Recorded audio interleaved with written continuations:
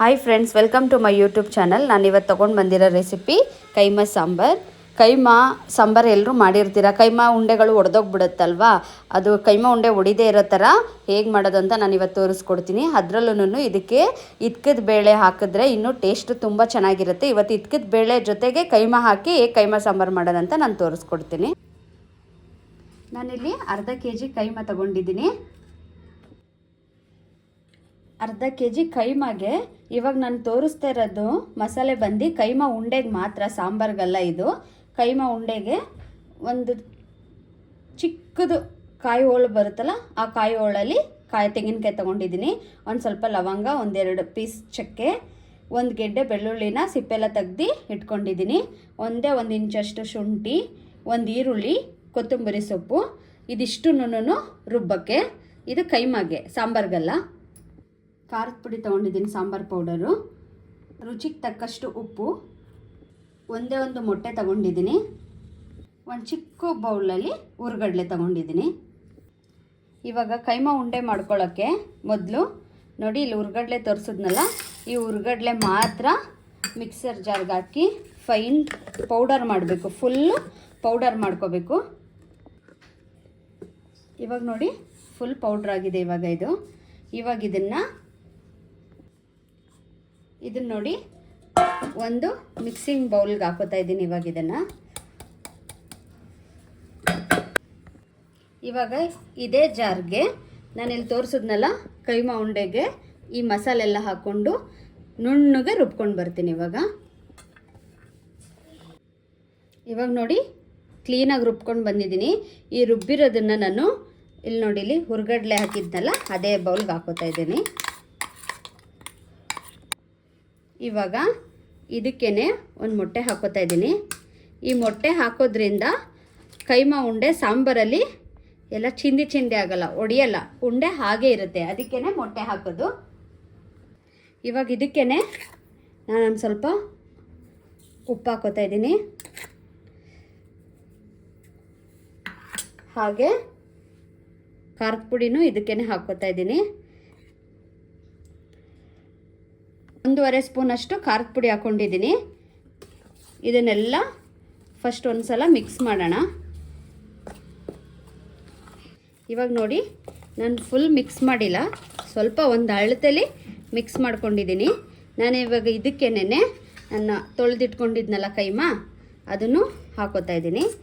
ಹಾಕ್ಕೊಂಡು ಕೈಯಲ್ಲೇ ಚೆನ್ನಾಗಿ ಈ ಮಸಾಲೆ ಕೈಮಾಗೆ ಚೆನ್ನಾಗಿ ಹೊಂದ್ಕೋಬೇಕು. ಆ ಥರ ಕ್ಲೀನಾಗಿ ಮಿಕ್ಸ್ ಮಾಡಬೇಕು. ಇದು ಮಿಕ್ಸ್ ಮಾಡಿ ಆದಮೇಲೆ ಇನ್ನೂ ಕೈಮಾ ಫುಲ್ಲು ನೈಸ್ ಇರಲ್ಲ ನೋಡಿ, ಹಿಂಗೆಲ್ಲ ದಪ್ಪ ಇರುತ್ತಲ್ವಾ. ಅದಕ್ಕೇ ಏನು ಮಾಡಬೇಕಂದ್ರೆ, ಒಂದು ಸಲ ಹಿಂಗೆ ಮಿಕ್ಸ್ ಮಾಡಿದ್ಮೇಲೆ ನಾವು ಮಸಾಲೆ ರುಬ್ಕೊಂಡಿದ್ವಿ ಅಲ್ವಾ, ಈ ಜಾರ್ಗೆನೇ ಒಂದು ಸ್ವಲ್ಪ ಹಾಕ್ಕೋಬೇಕು. ಜಾಸ್ತಿ ಹಾಕ್ಕೋಬೇಡಿ, ಒಂದು ಚಿಕ್ಕ ಬಾಲಷ್ಟು ಇಷ್ಟು ಹಾಕ್ಕೊಂಡು ಫುಲ್ಲು ನೈಸಾಗಿ ರುಬ್ಬಾರ್ದು. ನಾನಿವಾಗ ತೋರಿಸ್ತೀನಿ ಆ ಥರ ಮಾಡಿ.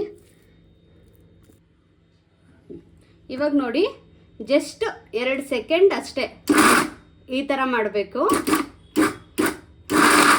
ನೀವು ಜಾಸ್ತಿ ಮಾಡೋಕ್ಕೆ ಹೋದರೆ ಎಲ್ಲ ಹಿಟ್ಟಿಟ್ಟಂಗೆ ಆಗ್ಬಿಡುತ್ತೆ. ನಾನು ಇದು ಹೊಂದ್ಕೊಳ್ಳಿ ಅಂತ ಈ ಥರ ಮಾಡ್ತಾಯಿದ್ದೀನಿ ಅಷ್ಟೇ. ಜಸ್ಟ್ 2 ಸಲ ಅಷ್ಟೇ, ಇಷ್ಟೇ ಮಾಡಬೇಕು. ಹೀಗೆ ಮಾಡಿದಾಗ ನೋಡಿ, ಇನ್ನೊಂದು ಸ್ವಲ್ಪ ಉಪ್ಪು ಖಾರ ಎಲ್ಲ ಚೆನ್ನಾಗಿ ಇದಕ್ಕೆ ಹೊಂದ್ಕೊಳ್ಳುತ್ತೆ. ಆಮೇಲೆ ನಮಗೆ ತುಂಬ ದಪ್ಪ ಇರಲ್ಲ ಮಟನ್ ಪೀಸಸ್ಸು. ನೋಡಿ, ಇದು ಆಗಿದೆ. ಇವಾಗ ಇದನ್ನು ನಾನು ತಗೊಬಿಡ್ತೀನಿ. ತಗೊಂಡು ಇದೇ ಜಾರಿಗೆ ಮತ್ತೆ ಹಾಗೇ ಸ್ವಲ್ಪನೇ ಹಾಕ್ಕೊಂಡು ನಾನು ಇವಾಗ ತೋರಿಸಿದ್ನಲ್ಲ ಆ ಥರನೇ ಮಾಡ್ಕೊಂಡು ಬರೋಣ. ಇವಾಗ ಎಲ್ಲನೂ ಹಾಗೆ ಮಾಡ್ತೀನಿ. ಇವಾಗ ಎಲ್ಲ ರುಬ್ಕೊಂಡು ಬಂದಿದ್ದೀನಿ. ಇವಾಗ ನೋಡಿ ಎಷ್ಟು ಸಾಫ್ಟಾಗಿ ಆಗಿದೆ ಅಲ್ವಾ. ಇವಾಗ ಇದನ್ನು ಏನು ಮಾಡೋದು ಬೇಡ, ಒಂದು 10 ನಿಮಿಷ ಹೀಗೆ ಬಿಟ್ಬಿಡೋಣ. ಉಪ್ಪು ಖಾರ ಎಲ್ಲ ಕೈಮಾಗೆ ಚೆನ್ನಾಗಿ ಹಿಡಿಯುತ್ತೆ. ಅಲ್ಲಿವರೆಗೆ, ಇದು ನೆನೆಯೋವರೆಗೆ ನಾನಿವಾಗ ಸಾಂಬಾರ್ಗೆ ಏನೇನು ಬೇಕು ಅಂತ ಅಂದ್ಬಿಟ್ಟು ತೋರಿಸ್ತೀನಿ. ಇವಾಗ ನಾನು ಕೈಮಾ ಸಾರು ಮಾಡೋಕ್ಕೆ ಅವರೆಬೇಳೆ ತೊಗೊಂಡಿದ್ದೀನಿ. ನೋಡಿ, ಅವರೆಕಾಯಿ ಸೀಸನ್ ಇರೋದ್ರಿಂದ ನಾನು 1 kg ಅವರೆಕಾಯಿ ತೊಗೊಂಡು ಇದ್ಕದ ಬೇಳೆ ಮಾಡಿಟ್ಕೊಂಡಿದ್ದೀನಿ. ಇದು ಕೈಮಾ ಜೊತೆ ಹಾಕಿದ್ರೆ ಕೈಮಾ ಸಾರಿಗೆ ತುಂಬ ಟೇಸ್ಟಿಯಾಗಿ ಚೆನ್ನಾಗಿರುತ್ತೆ, ಎಕ್ಸ್ಟ್ರಾ ಫ್ಲೇವರ್ ಕೊಡುತ್ತೆ ನಮಗೆ. ಹಾಗಾಗಿ ನಾನು 1 kg ಇದ್ಕದ ಬೇಳೆ ಅವರೆಕಾಯಿ ತೊಗೊಂಡಿದ್ದೀನಿ. ನಾನು ಆವಾಗಲೇ ತೋರಿಸಿದ್ದು ಕೈಮಾ ಉಂಡೆಗೆ ಮಸಾಲು, ಇದು ಕೈಮಾ ಸಾಂಬಾರಿಗೆ. ಒಂದೋಳು ದೊಡ್ಡೋಳಲ್ಲೇ ತೆಂಗಿನಕಾಯಿ ತೊಗೊಂಡಿದ್ದೀನಿ, 1-2 ಇಂಚಷ್ಟು ಚಕ್ಕೆ, ಒಂದು ಸ್ವಲ್ಪ ಲವಂಗ, 1 ಇಂಚಷ್ಟು ಶುಂಠಿ, 1 ಟೀ ಸ್ಪೂನಷ್ಟು ಗಸಗಸೆ, 1 ಈರುಳ್ಳಿ, 1 ಟೊಮೆಟೊ ತೊಗೊಂಡಿದ್ದೀನಿ, ಒಂದು ಸ್ವಲ್ಪ ಕೊತ್ತಂಬರಿ ಸೊಪ್ಪು. ಇದಿಷ್ಟು ನಾನೊಂದು ಮಿಕ್ಸರ್ ಜಾರ್ಗೆ ಹಾಕ್ಕೊಂಡು ರುಬ್ಕೊಂಡು ಬರ್ತೀನಿ. ಒಂದೊಂದಾಗೆ ಹಾಕ್ಕೊಂಡು ನುಣ್ಣಗೆ ರುಬ್ಕೊಂಡು ಬರ್ತೀನಿ. ನೋಡಿ ನೈಸಾಗಿ ರುಬ್ಕೊಬಂದಿದ್ದೀನಿ. ಇವಾಗ ಮಸಾಲು ರೆಡಿಯಾಗಿದೆ. ಇವಾಗ ಸಾಂಬಾರು ಹೇಗೆ ಮಾಡೋದಂತ ನೋಡೋಣ. ಇವಾಗ ಒಂದು ಪಾತ್ರೆ ಇಟ್ಟಿದ್ದೀನಿ. ಪಾತ್ರೆ ಕಾದ್ಮೇಲೆ ಇದಕ್ಕೊಂದು ಸ್ವಲ್ಪ 3ರಿಂದ 4 ಸ್ಪೂನಷ್ಟು ಎಣ್ಣೆ ಹಾಕೋತಾ ಇದ್ದೀನಿ. ಇವಾಗ ಎಣ್ಣೆ ಕಾದಿದೆ. ಈರುಳ್ಳಿ ಹಾಕ್ಕೊಂಡು 1-2 ನಿಮಿಷ ಫ್ರೈ ಮಾಡೋಣ. ಇವಾಗ ನೋಡಿ ಈರುಳ್ಳಿ ಎಲ್ಲ ಎಣ್ಣೆಲಿ ಚೆನ್ನಾಗಿ ಫ್ರೈ ಆಗಿದೆ.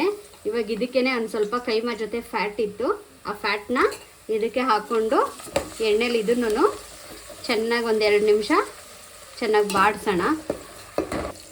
ಇವಾಗ ನೋಡಿ ಈ ಫ್ಯಾಟನ್ನು ತುಂಬ ಹೊತ್ತು ಏನು ನಾನು ಫ್ರೈ ಮಾಡಿಲ್ಲ, 1-2 ನಿಮಿಷ ಅಷ್ಟೇ ಎಣ್ಣೆಲಿ ಬಾಡಿಸಿದ್ದೀನಿ. ಇವಾಗ ಇದಕ್ಕೇನೆ ನಾನು ಇದ್ಕಿದ ಬೇಳೆ ಹಾಕೋತಾ ಇದ್ದೀನಿ. ಇದ್ಕಿದ ಬೇಳೆ ಹಾಕ್ಬಿಟ್ಟು ಚೆನ್ನಾಗಿ ಎಣ್ಣೆಲಿ 1-2ರಿಂದ 3 ನಿಮಿಷ ಚೆನ್ನಾಗಿ ಹುರಿಬೇಕು. ನೋಡಿ ಹೀಗೆ ನೋಡಿ ಚೆನ್ನಾಗಿ ಕಾಳೆಲ್ಲ ಫ್ರೈ ಆಗಿದೆ. ಇವಾಗ ಇದಕ್ಕೇನೆ ನಾನು ಉಪ್ಪು ಹಾಕ್ತಾ ಇದ್ದೀನಿ. 1-2 ಸಲ ಮಿಕ್ಸ್ ಮಾಡಿ ಇವಾಗ ರುಬ್ಕೊಂಡಿದ್ನಲ್ಲ ಇದನ್ನು ಇಲ್ಲಿಗೆ ಹಾಕ್ತಾ ಇದ್ದೀನಿ.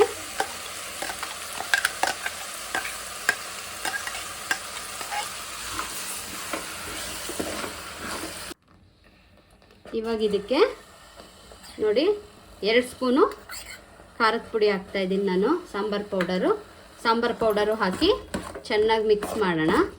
ಮಿಕ್ಸ್ ಮಾಡಿ ನಾವು ರುಬ್ಕೊಂಡಿದ್ವಲ್ಲ ಜಾರು, ಆ ಜಾರಿಗೆ ಸ್ವಲ್ಪ ನೀರು ಹಾಕ್ಬಿಟ್ಟು ಅದನ್ನೆಲ್ಲ ತೊಳೆದು ಇದಕ್ಕೆ ಹಾಕ್ಕೊಳ್ಳೋಣ. ಇವಾಗ ನೋಡಿ ನಾನು ನೀರು ಹಾಕೋತಾ ಇದ್ದೇನೆ. ನಿಮಗೆ ಸಾಂಬಾರು ಯಾವ ಅಳತೆಯಲ್ಲಿ ಬೇಕು ಆ ಅಳತೆಯಲ್ಲಿ ಸಾಂಬಾರು ಮಾಡ್ಕೊಳ್ಳಿ. ಇವಾಗ ನಾನು ಇದಕ್ಕೆ ಇನ್ನೊಂದು ಸ್ವಲ್ಪ ನೀರು ಆ್ಯಡ್ ಮಾಡ್ತೀನಿ.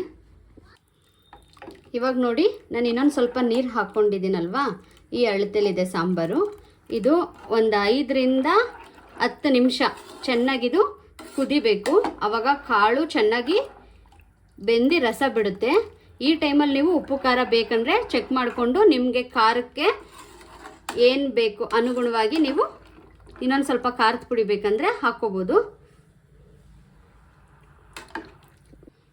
ಇದು 10 ನಿಮಿಷ ಕುದೀಲಿ. ಪ್ಲೇಟ್ ಮುಚ್ತಾ ಇದ್ದೀನಿ. ಹುಷಾರಾಗಿ ನೋಡ್ಕೊಳ್ಳಿ, ಅವಾಗ ತೆಗ್ದು, ಯಾಕಂದರೆ ಒಗ್ಬಂದು ಸುರಿದೋಗ್ಬಿಡುತ್ತೆ ಸಾಂಬಾರು. ಅದು ಚೆನ್ನಾಗಿ ಕುದಿ ಬರಲಿ ಅಂತ ಅಂದ್ಬಿಟ್ಟು ಕುದಿಯೋವರೆಗೆ ನಾನು ಒಂದು ಪ್ಲೇಟ್ ಮುಚ್ತಾ ಇದ್ದೀನಿ. ಇದು ಕುದಿಯೋವರೆಗೆ ಇಲ್ಲಿ ನಾನು ಕೈಮಾ ನೆನೆಸಿಟ್ಟಿದ್ದೆ ಅಲ್ವಾ ರುಬ್ಬಿ, ಇದನ್ನು ನಾನು ಇವಾಗ ಉಂಡೆಗಳು ಮಾಡ್ಕೊತೀನಿ. ಅದು ಕುದಿಯೋಕ್ಕೆ ಇನ್ನೂ 10 ನಿಮಿಷ ಬೇಕಲ್ವಾ, ಅಲ್ಲಿವ್ರನ್ನ ಕೈಗೆ ಒಂದು ಸ್ವಲ್ಪ ನೀರು ಹಚ್ಕೊಳ್ಳಿ. ಎಣ್ಣೆ ಎಲ್ಲ ಏನು ಹಾಕೋಬೇಡಿ, ಕೈಗೆ ನೀರು ಹಚ್ಕೊಂಡು ನಿಮಗೆ ಎಷ್ಟು ಅಳತೆ ಬೇಕು ದಪ್ಪ ನೋಡ್ಕೊಳ್ಳಿ. ತುಂಬ ದಪ್ಪ ಬೇಕಂದರೆ ದಪ್ಪ ಕಟ್ಕೊಳ್ಳಿ ಉಂಡೆಗಳು, ಸಣ್ಣ ಬೇಕಂದರೆ ಮೀಡಿಯಮ್ ನಿಮ್ಮ ಅಳತೆ ಅಷ್ಟೇ, ನಿಮಗೆ ಹೇಗಿಷ್ಟ ಹಾಗೆ ನೋಡಿ. ನಾನು ಈ ಥರ ಕಟ್ಕೊಂಡಿದ್ದೀನಿ. ಈ ಥರ ಕಟ್ಕೊಂಡು ಒಂದು ಪ್ಲೇಟ್ಗೆ ಹೀಗೆ ಇಟ್ಕೋತಾ ಇದ್ದೀನಿ. ಅದೇ ಥರ ಇಲ್ಲಿರೋ ಕೈಮಾದಲ್ಲಿ ಉಂಡೆಗಳು ಮಾಡಿ ನಾನು ಇವಾಗ ಇಟ್ಕೋತೀನಿ. ಇವಾಗ ನೋಡಿ 10 ನಿಮಿಷದಿಂದ ಸಾಂಬಾರು ಚೆನ್ನಾಗಿ ಕುದೀತಾ ಇದೆ. ಹೈ ಫ್ಲೇಮ್ ಇಟ್ಕೋಬೇಡಿ, ಲೋ ಫ್ಲೇಮಲ್ಲೇ ನಾನು ಇವಾಗ ನೋಡಿ ಈಗ ಮಾಡ್ಕೊಂಡಿದ್ದೀನಲ್ವ ಉಂಡೆಗಳು, ಇದನ್ನು ಒಂದೊಂದನ್ನೇ ಸಾಂಬಾರ್ಗೆ ಹಾಕ್ತಾಯಿದ್ದೀನಿ. ಮೆಲ್ಲ ಹಾಕಿ, ಮೇಲೆ ದಬ ಅಂತ ಹಾಕಬೇಡಿ. ಒಂದು ಕಡೆಯಿಂದ ಕ್ಲೀನಾಗಿ ನಿಧಾನಕ್ಕೆ ಎಲ್ಲ ಉಂಡೆಗಳು ಸಾಂಬಾರ್ಗೆ ಹಾಕ್ಕೊಳ್ಳಿ. ಇವಾಗ ನೋಡಿ ನಾನು ಎಲ್ಲ ಉಂಡೆಗಳು ಹಾಕಿದ್ದೀನಿ. ಹಾಕಿ ಹೈ ಫ್ಲೇಮ್ ಮಾಡಬೇಡಿ. ಇವಾಗಲೇ 1-2 ನಿಮಿಷ ಲೋ ಫ್ಲೇಮಲ್ಲೇ ಇರಲಿ. ಇವಾಗ ಇದನ್ನು ಮುಚ್ಚೋಣ. ಇದು ಆಗಿದೆ ಅಂತ ನಮ್ಗೆ ಹೇಗೆ ಗೊತ್ತಾಗುತ್ತೆ ಅಂತ ನಾನು ಆಮೇಲೆ ತೋರಿಸ್ತೀನಿ. ಇವಾಗ ಇದನ್ನು ಮುಚ್ತಾ ಇದ್ದೀನಿ. 5 ನಿಮಿಷ ಲೋ ಫ್ಲೇಮಲ್ಲೇ ಇರಲಿ. 5 ನಿಮಿಷ ಆದಮೇಲೆ ಒಂದು ಹೈ ಫ್ಲೇಮ್ ಮಾಡಿಬಿಟ್ಟು ಇನ್ನೊಂದು 5 ನಿಮಿಷ ಚೆನ್ನಾಗಿ ಕುದಿಸಿ. ಇವಾಗ ನೋಡಿ ಆಗಿದೆ, ಎಷ್ಟು ಚೆನ್ನಾಗಾಗಿದೆ ಅಲ್ಲ. ಯಾವಾಗ ಉಂಡೆಗಳು ಈಗ ಮೇಲೆ ಬರುತ್ತೆ ಆವಾಗ ಸಾಂಬಾರು ರೆಡಿಯಾಗಿದೆ ಅಂತ ಅರ್ಥ. ಸ್ಟವ್ ಆಫ್ ಮಾಡಿ ಪಕ್ಕಕ್ಕೆ ಇಟ್ಕೊಂಡಿದ್ದೀನಿ. ಇವಾಗ ಇದನ್ನು ಸರ್ವ್ ಮಾಡ್ತೀನಿ. ನೋಡ್ಬೋದು, ಇದು ಮುದ್ದೆ ಜೊತೆಗಂತೂ ಸೂಪರ್ ಕಾಂಬಿನೇಷನ್ನು. ನೋಡಿ ನಾನು ಸರ್ವ್ ಮಾಡ್ತಾ ಇದ್ದೀನಿ. ಉಂಡೆ ನೋಡಿ ಹಾಗೇ ಇದೆ, ಚಿಂದಿ ಆಗಿಲ್ಲ. ಇವತ್ತಿನ ನನ್ನ ರೆಸಿಪಿ ನಿಮ್ಮೆಲ್ಲರಿಗೂ ಇಷ್ಟ ಆದರೆ ಬೇಗ ಬೇಗ ಲೈಕ್ ಮಾಡಿ, ಶೇರ್ ಮಾಡಿ. ನೀವೊಂದ್ಸಲ ಮನೇಲಿ ಟ್ರೈ ಮಾಡಿ ಹೇಗಿತ್ತು ಅಂತ ಕಮೆಂಟ್ ಮಾಡಿ. ಇನ್ನೂ ಯಾರ್ಯಾರು ನನ್ನ ಚಾನಲ್ಗೆ ಸಬ್ಸ್ಕ್ರೈಬ್ ಆಗಿಲ್ಲ ಸಬ್ಸ್ಕ್ರೈಬ್ ಆಗಿ. ಆಲ್ರೆಡಿ ಸಬ್ಸ್ಕ್ರೈಬ್ ಆಗಿರೋರು ಬೆಲ್ ಐಕನ್ ಕ್ಲಿಕ್ ಮಾಡೋದು ಮರಿಬೇಡಿ ಫ್ರೆಂಡ್ಸ್.